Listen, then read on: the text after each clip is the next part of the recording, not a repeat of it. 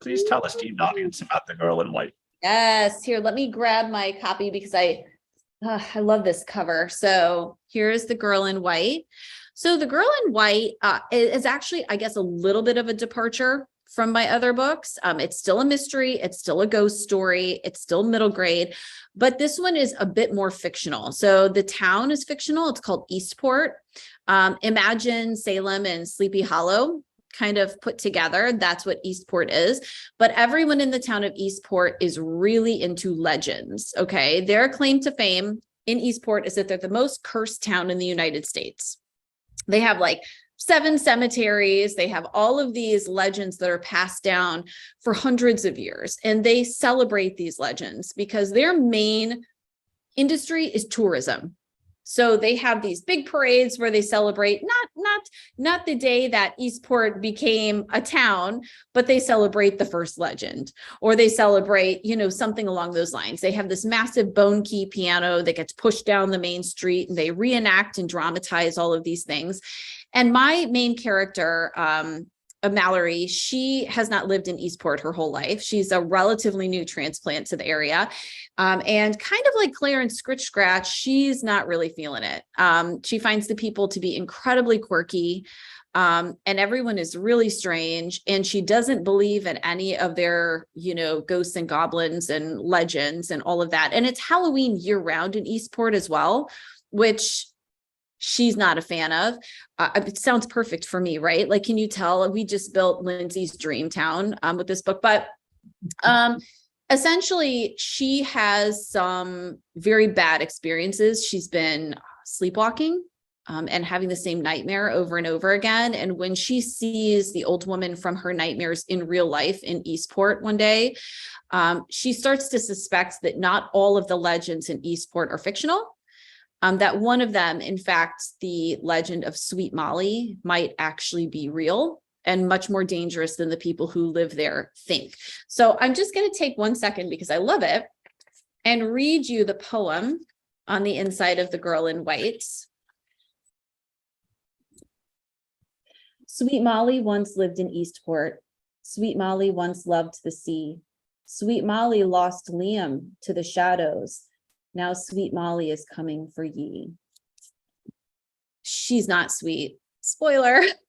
Molly is really, really not sweet, but I really enjoyed the opportunity to write something that, yes, does have a really small root in history, in Salem history, actually, but is largely fictional. All of the legends, for the most part, came out of my whacked out brain.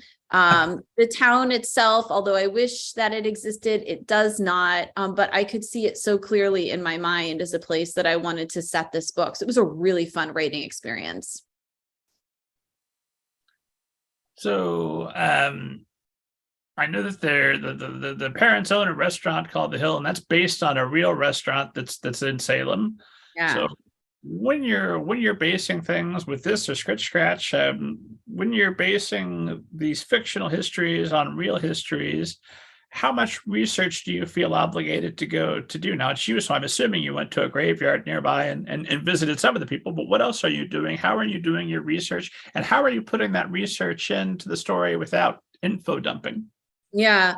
Well, so SCRITCH SCRATCH was really research heavy because there's so much Chicago history woven into that. All of those locations are real. And obviously, I didn't just want them to feel real, but I want to be accurate, right?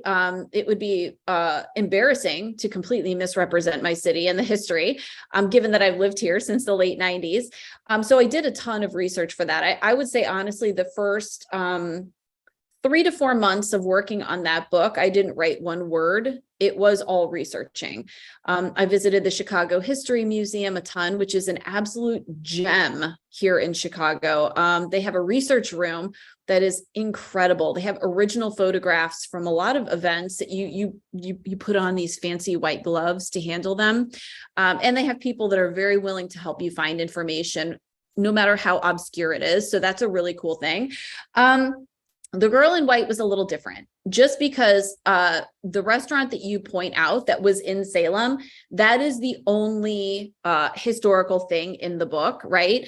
And that actually was the first thing I thought of when I wrote the book. Was I read an article actually about this kind of obscure legend. I don't necessarily think it's, Salem obviously is filled with ghost stories and legends and witches and amazing history. I don't necessarily know if the one that the Girl in White kind of originated with is something that is told everywhere, but I came across an article talking about this restaurant that used to be there, and how it shared a retaining wall with the cemetery next door. And that one night during this terrifically bad storm, that wall started cracking. And according to, a neighbor of a friend, of a grandma, of a, whatever, that wall started opening, and a casket burst through and slid right into the middle of the dining room where people were eating dinner. And of course, there are, as with all legends, a million variations.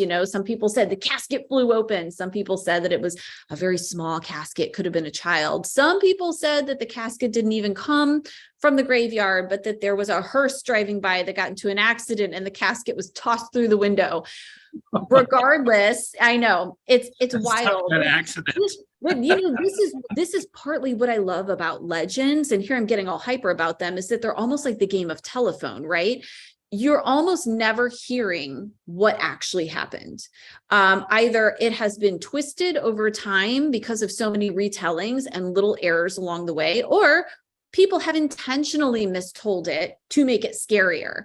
And that's something I played with the peculiar incident on Shady Street as well, the real history behind this haunted grave, right? So with the Girl in White, when I read that about this casket and this restaurant, that was literally my very first seed of the book. Was I love the idea of this restaurant. What if this restaurant was still running? What if this restaurant was kind of like something you would experience in Disney World, only darker? What if it was what if it was more like an experience, right?